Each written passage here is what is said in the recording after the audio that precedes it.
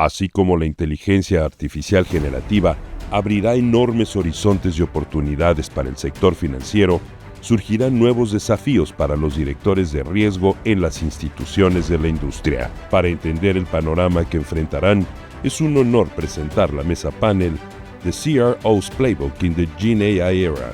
What's next?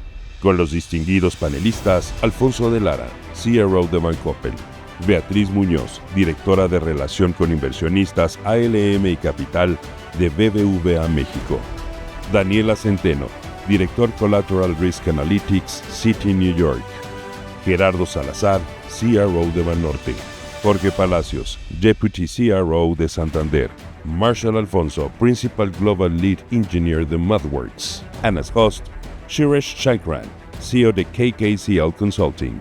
We welcome all them to the Risk Management and Trading Conference 2024.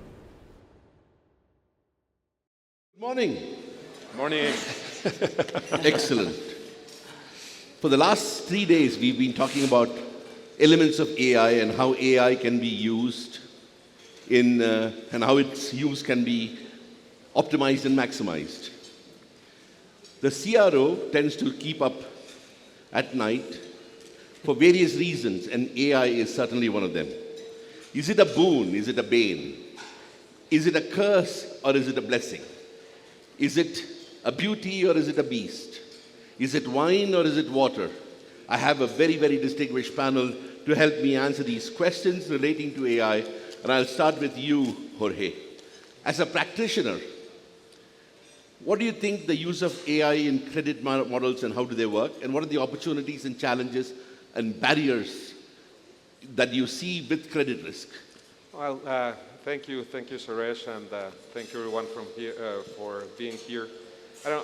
I'd like to start saying, you were saying, is it the beauty of a beast? I mean, I think it's both. I mean, it has many uses, but first of all, let me start by saying this is possible because now we have the computing power to use AI in modeling, for example. We also to gather and to exploit vast amounts of data. But that means that you have to have good data. You have to be able to keep that data and use it. So it's not a given thing. I mean, it takes effort and it takes investment. And in credit risk, in particular, and in modeling, there is a big question that hasn't been answered. And I think it's important to mention it's how do you deal with regulators in terms of modeling? Because, I mean, you can have a model with 2 million parameters that you cannot explain why it yields the results it yields or why it declines a credit for some person. You have ethical implications. Maybe the model starts declining all loans for women or for people, whatever, over 45.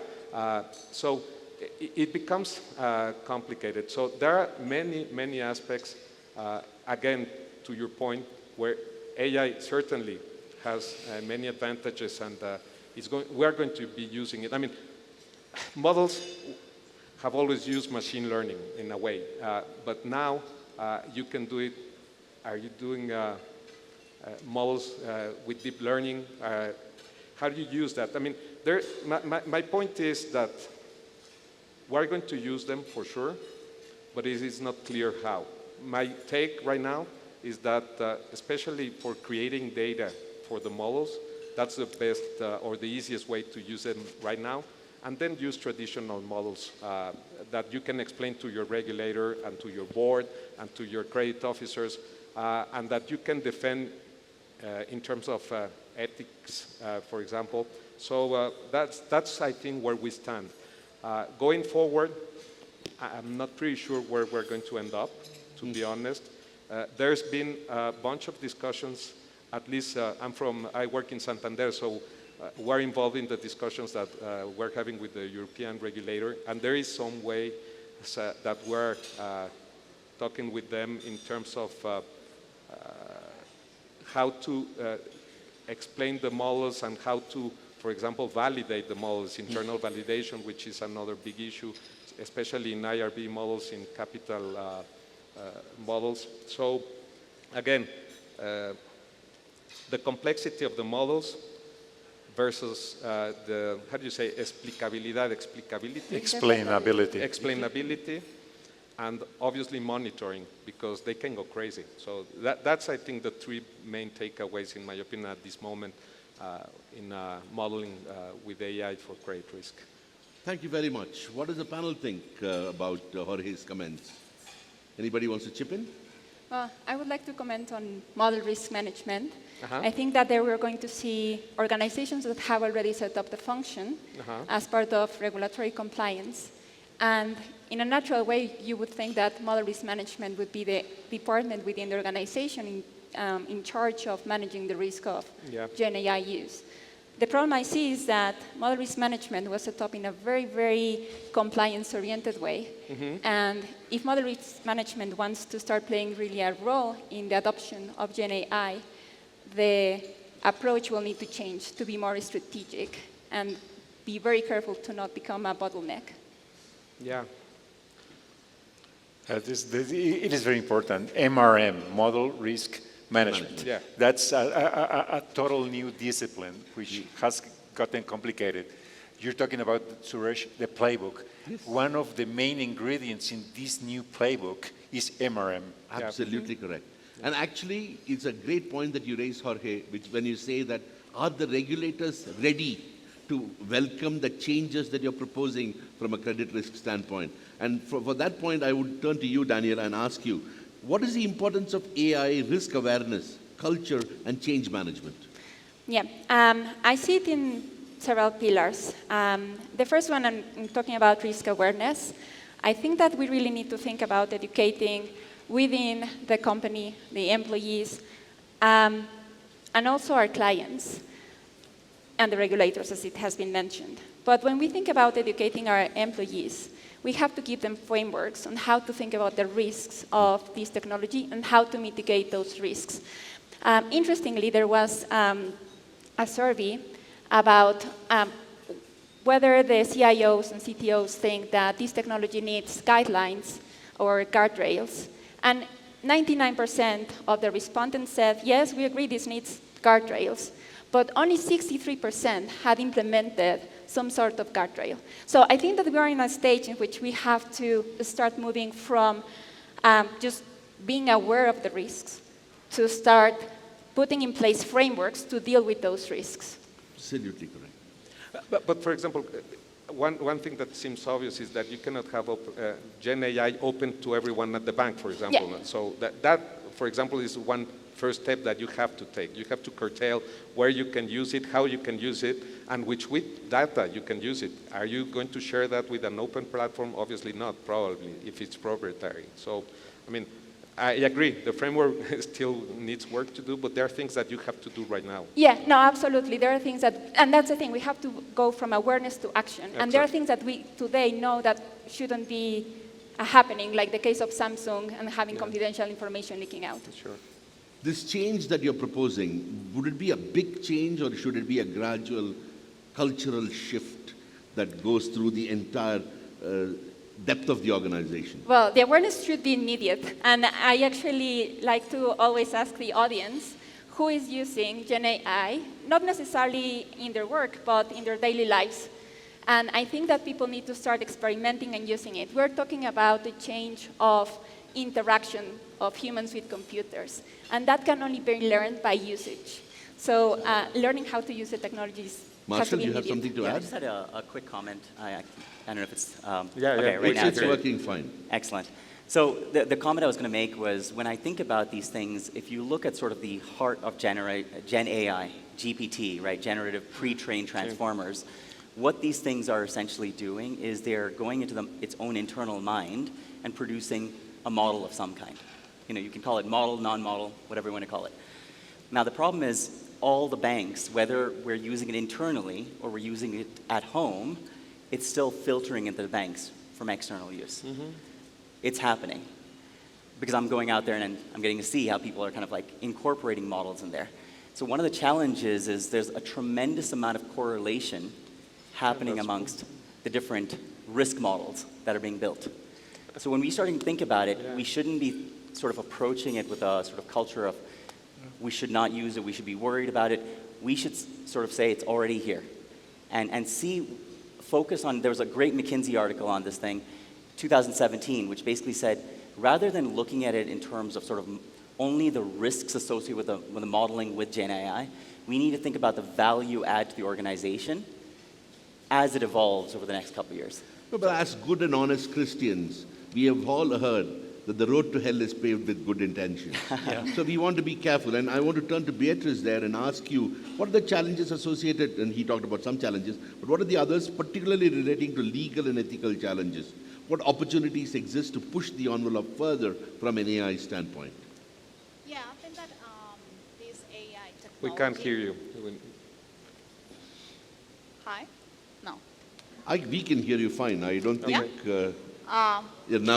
Yeah, I think that this new technology brings tremendous opportunities and, of course, challenges for the banking industry, considering that we are dealing with very sensitive information, confidential information that treats customer, very specific data.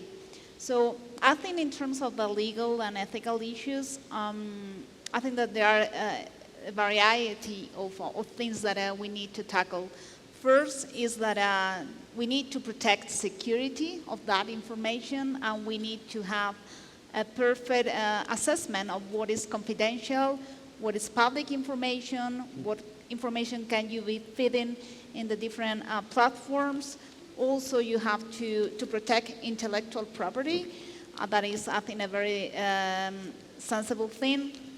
And also, I think that you need to control for algorithmic bias, because if you don't control for that, you can perpetuate discrimination or have unfairness outcomes. So you need to have a very robust methodology and robust framework for having audits on the results of the models, and diversify the data feeding that you are doing, and also have some checks for potential unfairness in the results.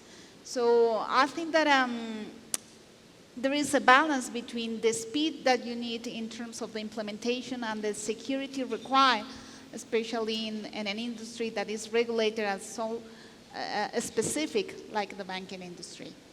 But do you think that the regulators are ready to match you and your speed of change?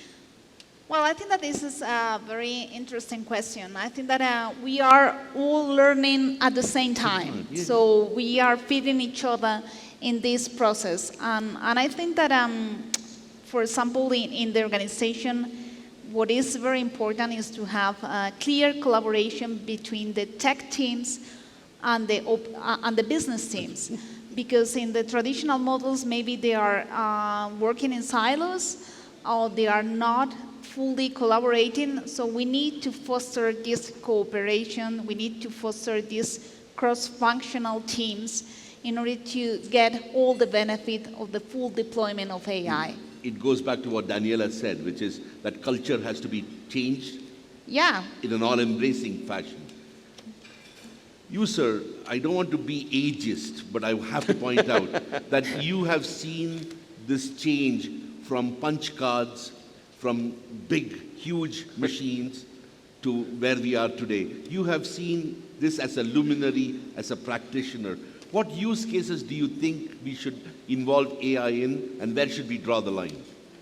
Yes, I have seen the evolution since the 70s. So I can say that artificial intelligence is now what the computers were in the 70s, 80s, probably. So we are at the beginning, very beginning of this new stage. We expect an exponential growth as the same that we had with the computers, but we are at the very beginning stage, no?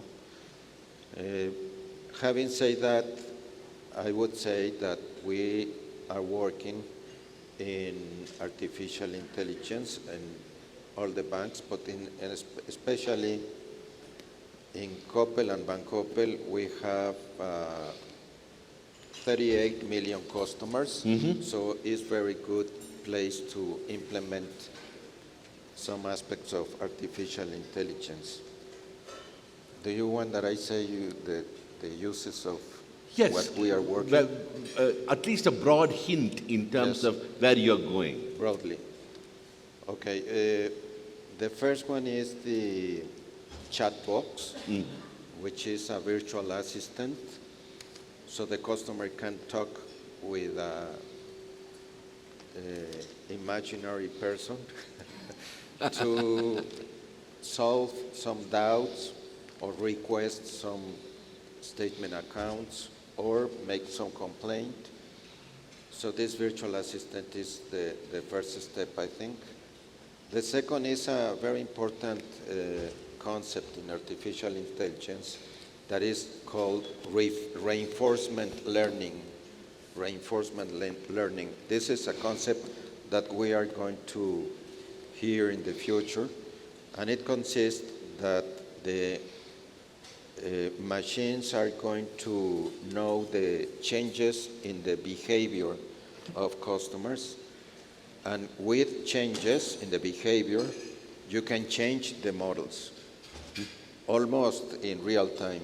So what is happening right now is that you have your regression or your econometric models, and you review them every year or every 6 months. So the artificial intelligence is going to reinforce the learning of changes in the customers. And in real time, you can change all of these scoring credits. Another one is the fraud detection. You know that cyber risk is a new risk and very, very dangerous. So artificial intelligence will help us to detect some intrusion to our systems, for example. No? And there are another uses like help in attrition of credit cards, for instance, to help calculating an estimated income for the deposits, the customer deposits, to make the cross-selling in the bank. And that kind of things, I think the clusterization is a very important concept in artificial intelligence, because we cannot treat the customers the same, all the customers, because we have 38 million customers. So we have to make clusters of customers and treat them differently according their characteristics. It is amazing that you talked about so many use cases, but you did not mention trading, which was the hot word yesterday and the day before here. But we'll get back to that. And I move to you, sir, as a practitioner and as a consultant now. How do you go about setting a framework within your organization, or indeed an organization, and as to what is acceptable from an AI standpoint? Again, what can you do? What don't you want to do? That's a very broad question, and I thank you for asking it, Suresh. I will have to dissect in 3 elements this question. The first one, talking about the framework. The framework is a step-by-step process that will take me to just to list at least 8 or 9 steps. I will talk about where do we draw the line in which, or to differentiate in which is acceptable and which is not acceptable. I think some of my colleagues have touched on some examples. And the third element in your question, that is embedded in your question, is a very important one, in which criteria can we use to draw the line. That's, I think, very important. I will start by the first one, the framework. If I try to touch everything very briefly, I will say that the first step will be to establish a clear ethical guideline. You have heard us just talk about ethics, and that's a very important thing. It's not about morale or having a good behavior. It is a very pressing element brought about AI. The second step will be to form an AI ethics committee. I will strongly recommend to do that. But nowadays, at the beginning of this process, experimented executives will talk about this thing without a formal format to digress on these things. The third step will be to conduct a risk-benefit analysis.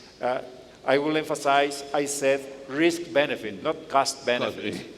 Risk-benefit analysis. I won't give you some details about that, but it is very important to do that.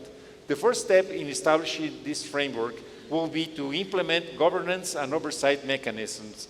A third-party opinion is very valuable, either internal or external. Yeah. The fourth element in this will be to develop a data governance strategy. Data quality, data management, it is of a paramount importance.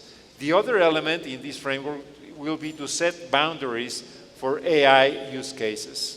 Boundaries are very important. You will act in a Bayesian way of learning, just trying to iterate 1, 2, or 3 times whether to set apart these boundaries. And the seventh element will be to implement bias detection and mitigation processes. My colleagues just touched on that.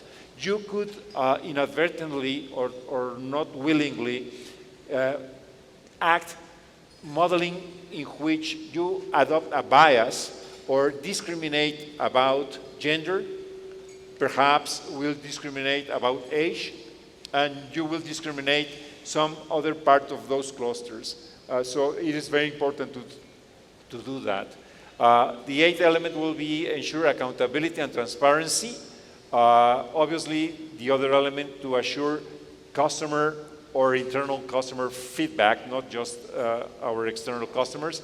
And last but not least, plan incident response and perform training, awareness all the time before the 100% of the organization start playing in AI terms all the time. That's the framework. If I go to the criteria to draw the line, to differentiate what is acceptable and not acceptable, I will say 4 criteria is of paramount importance. The first one is to prohibit uses that harm individuals or society.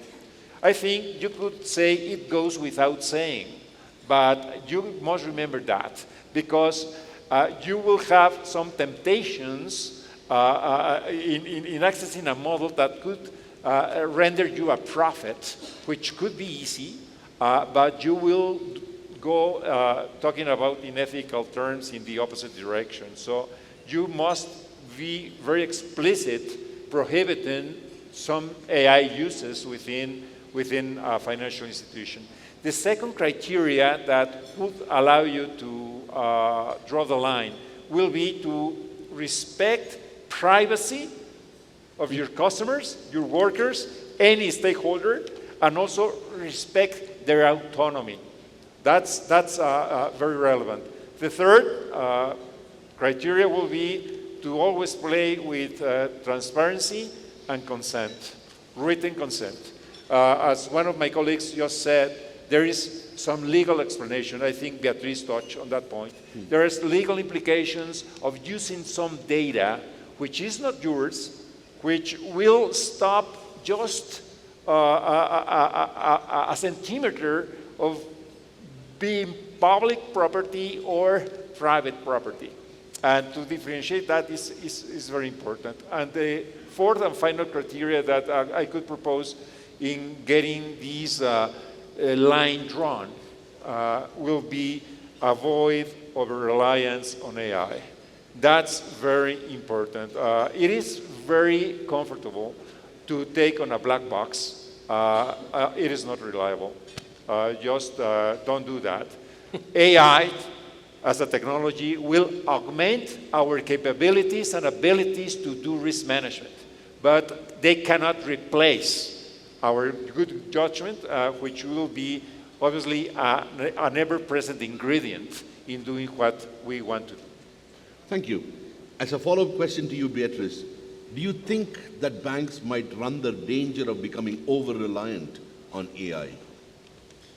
Well, I think that as Gerardo has said, AI is a great complement to current risk management. So the capacity to incorporate vast amount of data and uncover hidden patterns that maybe are not that obvious for the human being without devoting huge amount of resources of time, I think is a great help for risk management.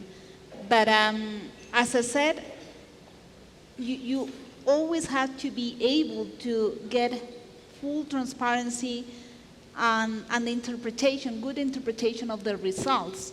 Because if not, you can have whatever outcomes you can choose depending on how you prompt the data and how you do the things. And you need this expert mind to check that the results make sense and are aligned with the experience that you already have. So I think that, for example, there is also a great help in terms of fraud detection. So I think that not only in terms of the prediction of models, but also in terms of fraud detection to detect all those patterns that are not standards and help us in an industry that I think that it is clear that we are suffering from this type of increasing threats in that respect. So it's wonderful to see bankers in agreement, and it is even more wonderful to see bankers talking about ethics. If I just want to add something to what Gerardo and Beatriz were saying, it's not only avoid over-reliance, but you have to maintain accountability. Yeah. I mean, the point here is at the end, you are still responsible for it. And on what you were saying on fraud detection, I mean, and this is, for example, in remote accounts opening, no? For example, so we have the AI trying to trick our identification, the prueba de vida thing.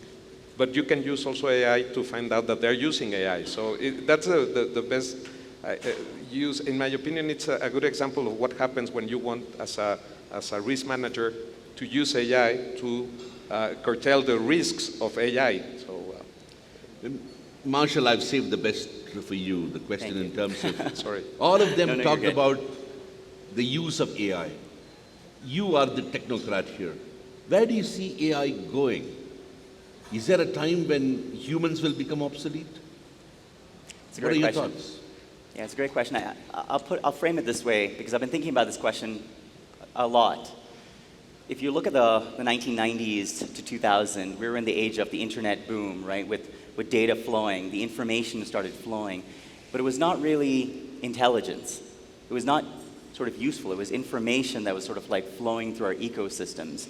Then 2000 to, take the last Euro crisis timeframes, subprime mortgage timeframes, people were sort of struggling and working to try and convert this data into intelligence.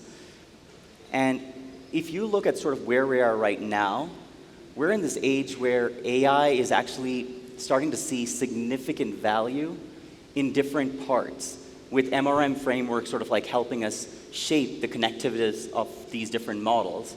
And that's sort of where we are right now itself in terms of we're starting to see value add in fraud detection. We're starting to see value add in very, very specific instances of pricing and derivatives. We're starting to see value add in terms of estimating sort of feature engineering for predicting the future. Where we're going, if we talk about AI right now, they call it artificial intelligence. The language they use to sort of take the next 10 years or so. If quantum computing comes in, we're talking about a whole different game.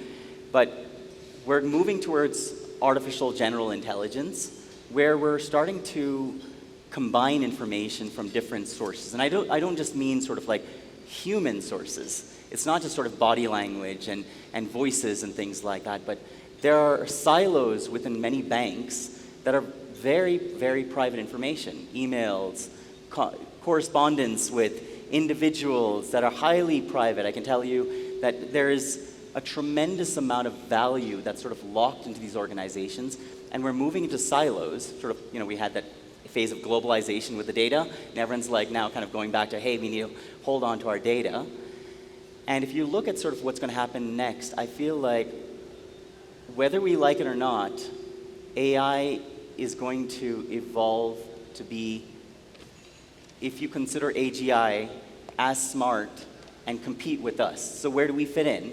And I like this, it came from the intelligence services. The intelligence services, there are different views on how intelligence services looks at things. They say, well, we think AI is a replacement for human intelligence.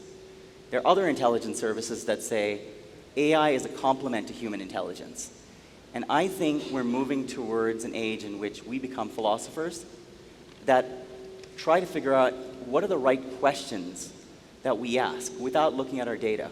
What are the right frameworks to frame our views on fraud detection? What are the right frameworks? You know, SR 11-7, the PRA, SS 123, all of these frameworks are amazing because we go back to core principles where humans have actually thought about this. We've thought about what worked, not sort of like what artificial intelligence thinks works, but we have the opportunity now to say, how do we balance out our bets between investing and going back to core fundamentals to make sure that our balance sheets are strong, making sure our asset liability management's really strong, but then complementing it with identifying value adds at different parts of the chain, whether it's on automated validation, for example, is one area, because if you look at the number of models, like think of a modeler and how long it takes to validate a 1,000-line piece of code, it's quite an expensive effort. I think I've heard some of the senior modeler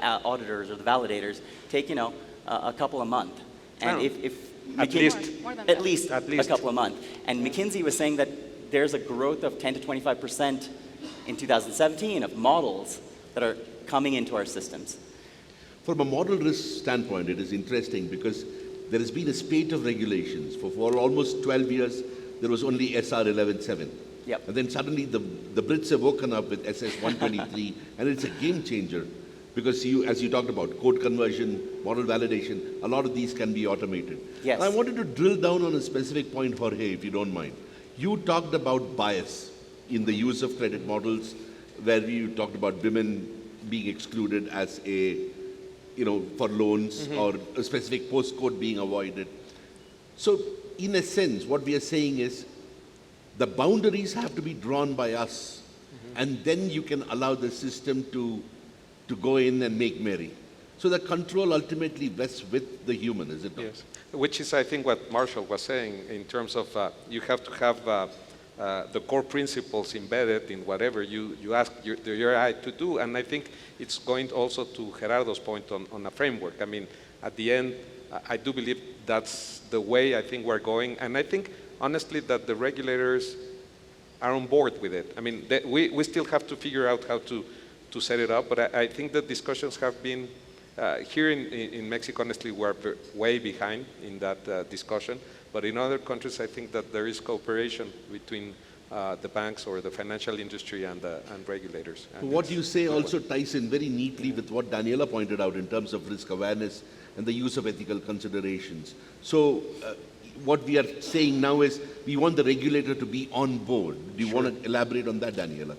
Yeah, and I think it's not only about the regulator being on board. I think the regulators are always going to be on board in terms of risk management.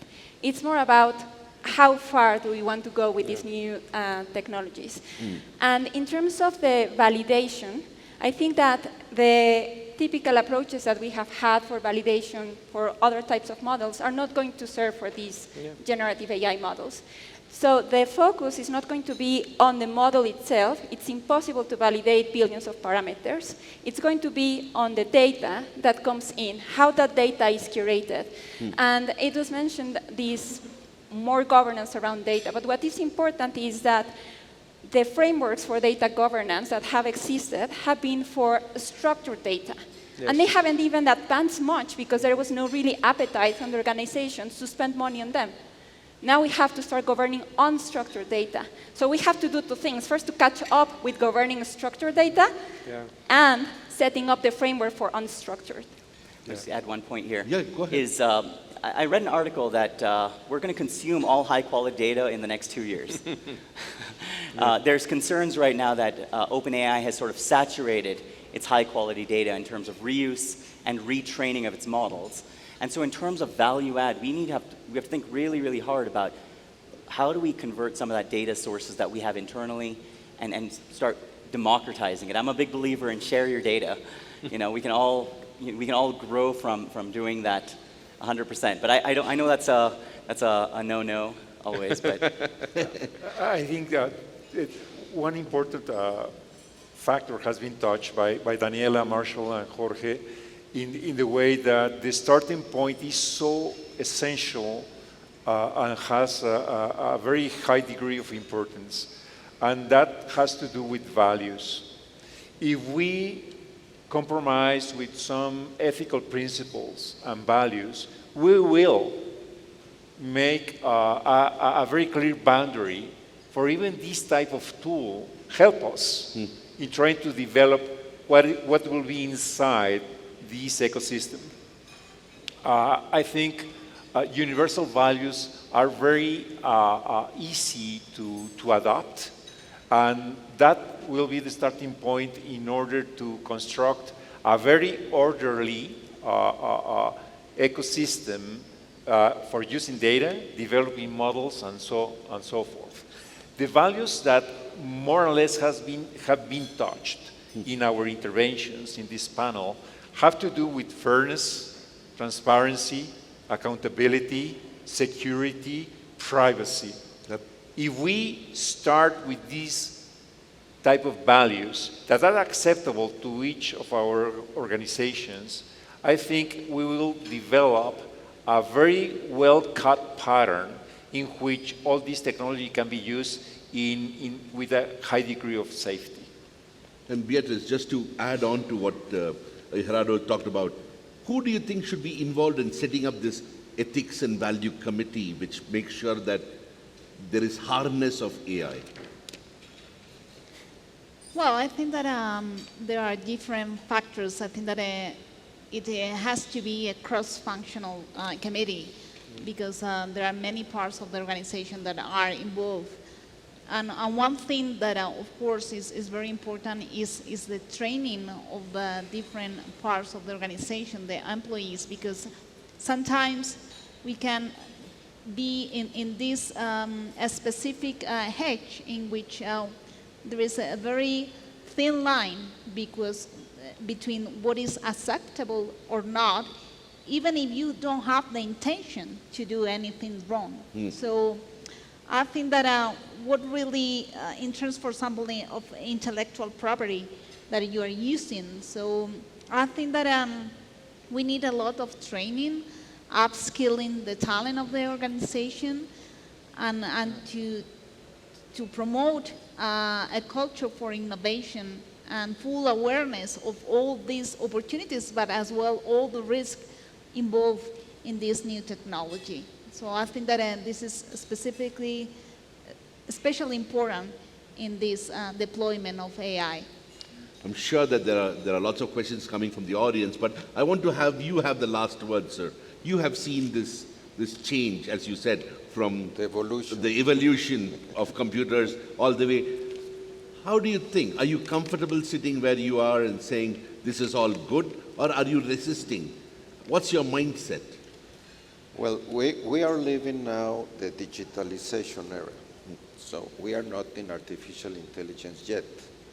So the digitalization is very important. The digital clients through internet, to the apps, that we have our own challenges in this part. But I think I don't have the concern of regulators that you have, because the regulation, we should consider that the regulation is minimum requirements, standards. So the regulators are going to give more importance, for instance, the model validations, the data validations, and that kind of things. But we are in the correct path to go to this exponential growth in artificial intelligence, I think. It is wonderful to see that even at this stage, you are open and eager to accept the change that is going to be all pervasive. I just want to end by saying this has been a wonderful conversation which took not just systemic approaches, but also ethical considerations, value, the training that is to be involved, and specific use cases relating to credit risk. I'll turn this over now to the audience in terms of questions.